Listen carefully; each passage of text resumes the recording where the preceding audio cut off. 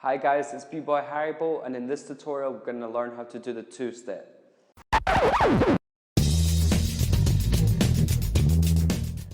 Okay, cool guys. So with the two-step we just want to start with our legs open like this, and then we want to have our hands crossed like this. The hands, when I teach the top rock, the hands movement isn't the exact way of doing it, so I just think it helps beginners when they're learning out. So this is the way I like to teach. Once you become more advanced, you can do whatever you want with your hands. Even after you've learned this, you can do whatever. All right, cool. So do whatever you want with your hands, that's fine. Let's start like this. Two-step, legs open, then crossed, okay? Then the first step is we want to cross over the right foot or left foot, depending on where you're starting, and open up your hands. So again, we go here, cross, and open up the hands. So that's step one. One, then you come back and you cross again, and then you just do the same, but on the opposite side. So it goes two. So again, we go here, one, two, one, two, one, two.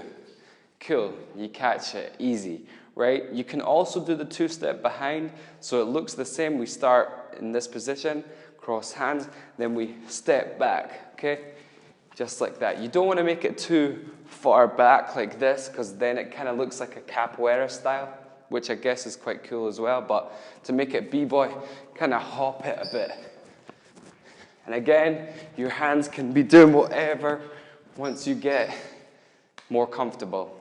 The last version of the two-step is the more advanced version. So if you think this is too boring and basic, you can add, we start again, and then we go to this position. But instead of coming back normally, we can add a little hop. This is kind of like an old school top rock. So hop, down, okay? So let's go again. We go one, hop, down, and then two, hop. Just like that, okay?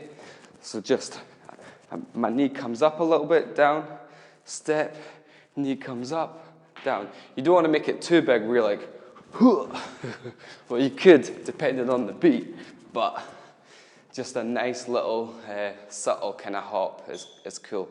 So my top tips for the two-step is make sure you practice into music, especially breaking music, or even if one of your favorite tracks. As long as you're hitting that beat, it will look a lot better than just practice into no sound at all. The other thing is practice in front of a mirror. This goes for all top rock. Practice in front of a mirror, because what's that going to do? You're going to become more comfortable. You're going to see yourself in the mirror. At the start, you're going to be like, this looks weird for me, but eventually, after you've seen yourself doing it for a while, you'll become really comfortable doing that.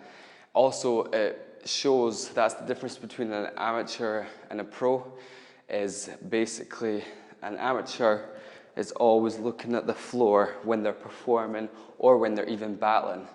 A pro is just someone who's confident and they're looking up. They know exactly what they're doing. They're not too focused on, is my foot stepping over here or are my hands right? They know what they're doing. So practice in front of the mirror, keep your head up or chin up as they say, and practice to some of your favorite songs or beats. Cool, so that's the two-step, and I'll see you guys on the next tutorial. Hi guys, it's B-Boy Haribo, and in this tutorial we're going to learn how to do the salsa step. Okay, cool guys, so the salsa step is similar to the salsa step that you've probably heard of, where it's kind of like that, but obviously this is the b-boy breaking version. The salsa step originated, a wee bit of history for you, is breaking obviously started in New York, and there was a lot of Latinos, and there still is. And when the Latinos started breaking, they brought in their own flavor of South America, and that's where a lot of the funkiness comes from in breaking. I might be wrong there, but correct me if I am. Okay, so we just want to start just like this, feet kind of close together, then hands out like this, Once you become much better at the salsa step, you can do with what you want with your hands. There's no exact law or anything like that. But when you're beginning, I always like to just teach it like this. Okay, cool. So we start like this, and then we do a little kick and come back. So it looks like this. Kick and back. And I'm doing that with my right foot. For you, it can be your left, whatever you want. Okay, so we go kick, right foot, then come back. Then with the opposite foot, i.e. the left, we step out. So let's do that one more time. We go kick, back, out. And again, kick, back, out. Now, to go to the other side, we just do the same, but we kick the left foot, left, and then right. So let's do that from the top. 1 and 2, 3 and 4. 1 and 2, 3 and 4. Now with the hands, here's what I mean. We go, keep them in front like this. Then we just kind of follow our foot out and back.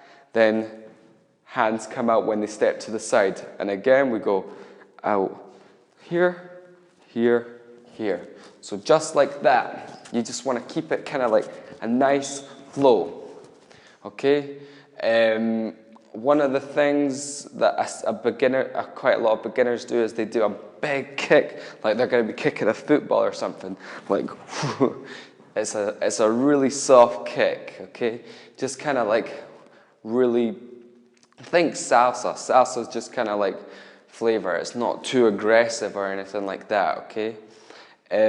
Also with the salsa step, you can change the direction of where you're going. It doesn't always necessarily have to be in front.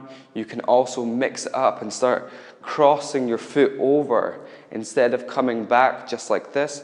Why not cross over and step just like that? Okay, nice and easy. All right, cool. So my top tips are instead of practicing to some hardcore break beats, practice to some more Latino type break beats. You'll be able to find them on like YouTube. Also, again, make sure you're in front of a mirror. Just like all top rock is gonna make you more confident and feel better when you're doing it, and you'll be able to see yourself as well, obviously. The other thing is keep that head up. So when you're battling or when you're in a performance, you always want to be looking up. Only beginners and amateurs, you can tell they're amateurs because they're looking at their feet or they're looking at their hands. All right, cool guys. So I hope you enjoyed that tutorial, and I'll keep training and I'll see you soon. Hi guys, it's B-Boy Haribo, and in this tutorial we're going to learn how to do the 6th step, also known as the power step.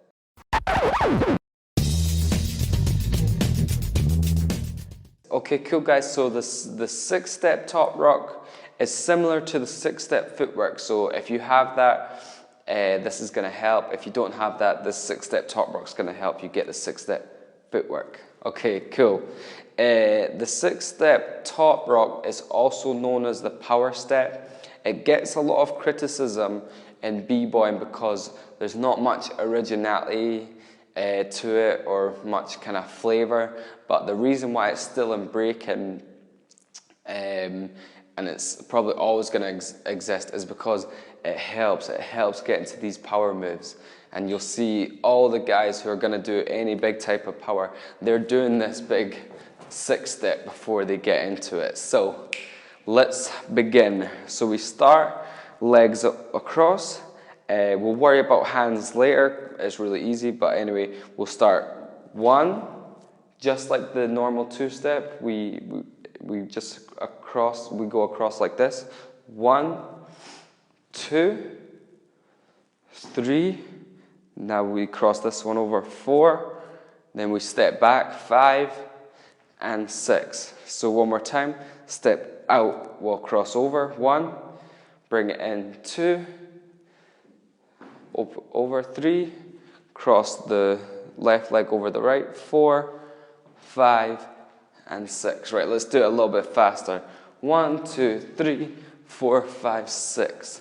1, 2, 3, 4, 5, 6. And then what happens with our hands here is we're just pretty much swinging.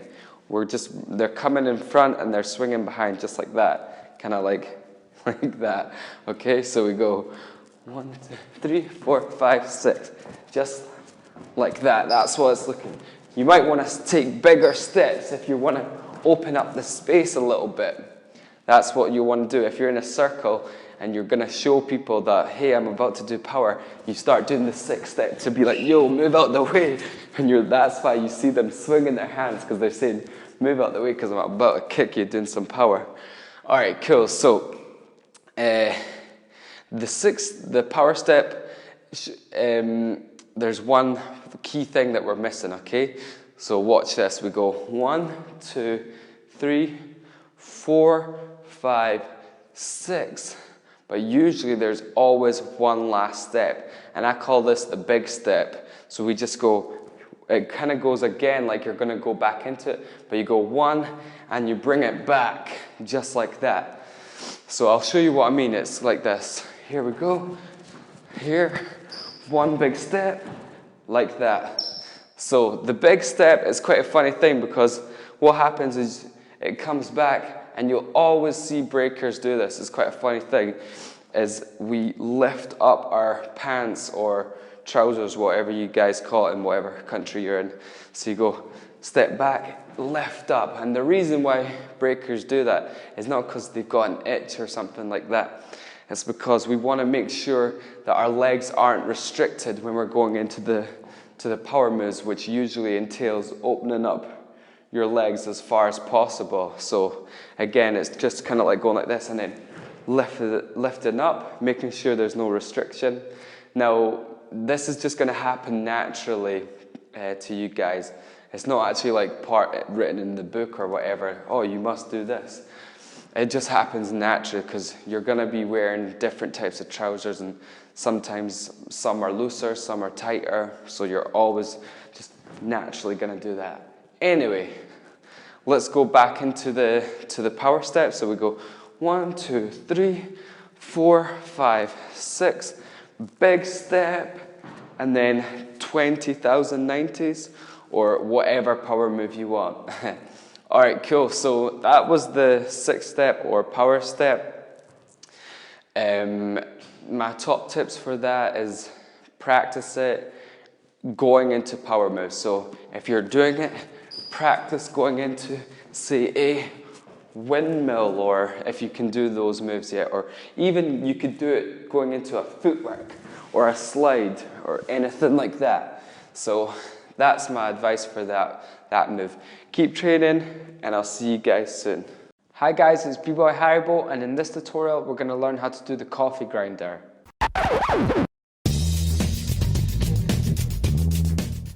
Okay, cool guys, so this is the coffee grinder. This is probably the most popular move that I teach to the kind of younger kids. They love doing it at like all their parties and stuff like that. It's a nice, easy, fun move that you can do and bust it out. So here we go. The first thing we start is in this position, and then you want to stretch out. I'm right-handed and right-footed, so I actually swing with my left. It's up to you which leg you want to swing, so just practice maybe with both and then find out what's easier for you. So we start like this, and then all we want to do is we swing this foot out all the way until it gets close to our hands. And then what we do with our hands, we just keep it swinging, and then our hands come over it like this.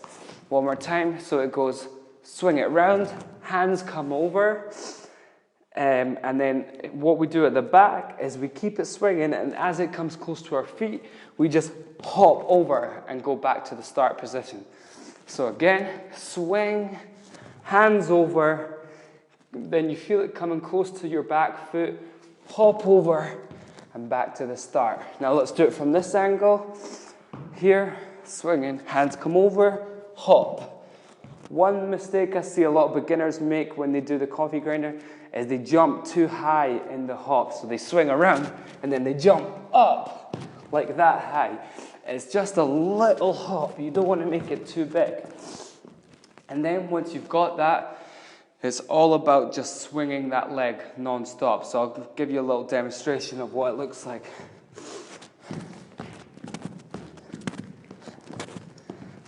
So that was the coffee grinder. Other versions of that you can do once you've basically got the easy version is you can start doing the behind version, or even just start trying to do it like one hand. I've not really done this move in ages, but so that was the coffee grinder. You'll pick it up in no time. Keep training, and I'll see you guys soon. Hi guys, it's B-Boy Haribo, and in this tutorial we're going to learn how to do the 4-step.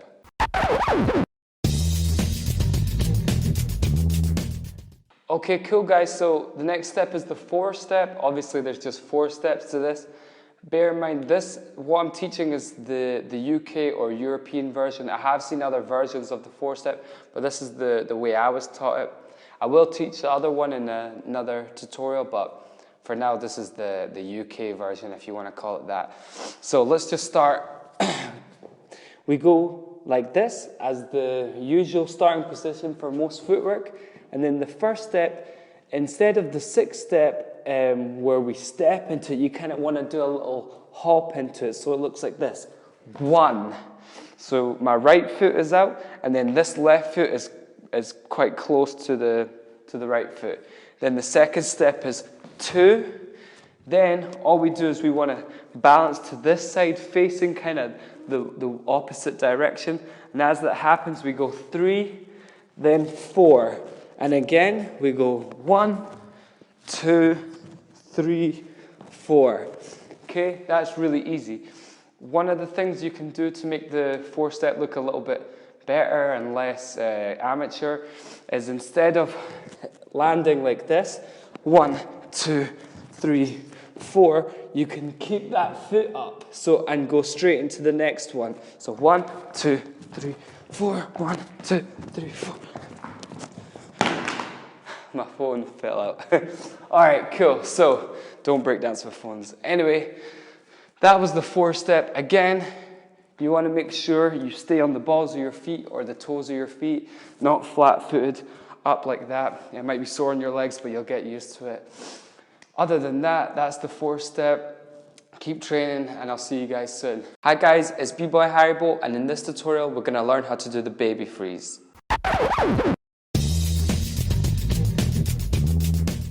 Okay, cool guys, so I'll just quickly show you what the baby freeze looks like. So pretty simple. If you're just beginning any types of freezes, it's going to hurt your wrists when you're first learning this, so make sure you've properly warmed them up.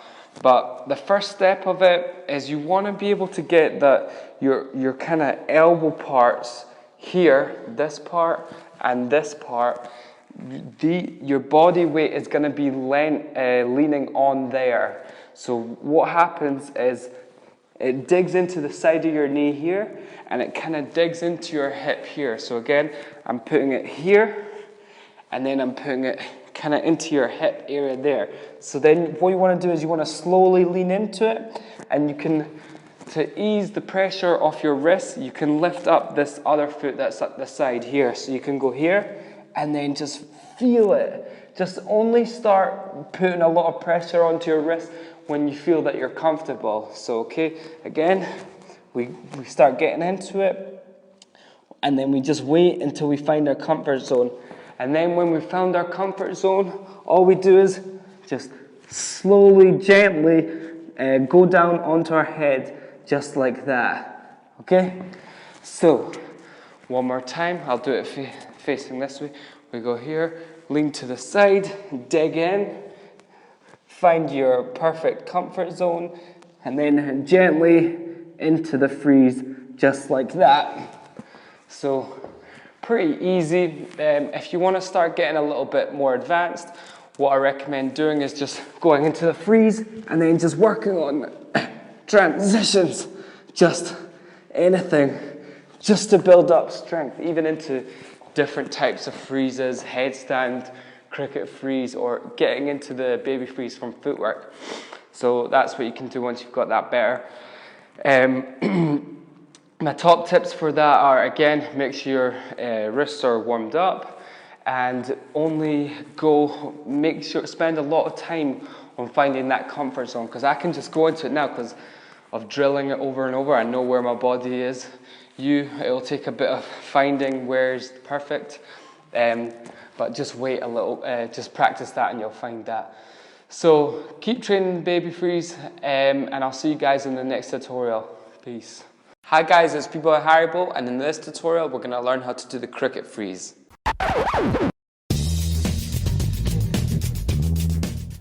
Okay, cool guys, so I'll just quickly show you what the cricket freeze looks like. Really easy. The cricket freeze is really important because again, it's another foundational freeze that will get, once you learn it, you can go into a whole bunch of other freezes.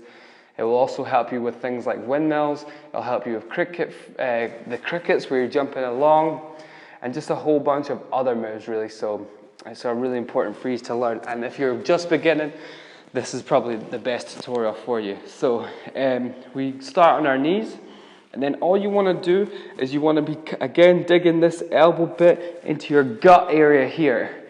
If this is your first time doing this, it's going to feel really weird and kind of awkward. It will also hurt your wrists a little bit, so I recommend just make sure they're warmed up, and just know that it will hurt a bit, and you just got to keep practicing it and you'll get it within like maybe a few days. So, or even after this tutorial, which would be amazing. So let's go for it. We go on our knees, and then we're basically, you want to spread your legs apart and then find your perfect comfort zone. So you're going to feel it. It's going to feel weird, but you're digging into the gut area and you're just finding that perfect balance point. And once you've found it, you want to just try remember it. So what I do is like, okay, right, this is it. I've got my legs nice and spread, not too far apart and not too close, because if you put it too close, there's too much pressure. Just a nice even distance, and then just practice going up like that and then coming back down. That's basically, you're going to build up some strength in your wrists, and you're also going to remember kind of naturally where the position of your kind of elbow to gut area is. So once you've got that, what I recommend doing is just going and just putting your head down first, because that will ease off the pressure, and then lifting off just like that. And once you get advanced, you can start doing like, I've not done it obviously in ages, but you can do like one-handed and all that type of stuff.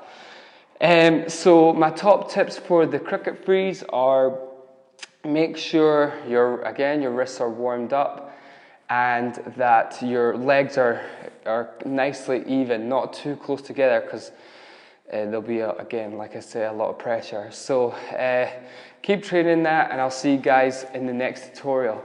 Peace.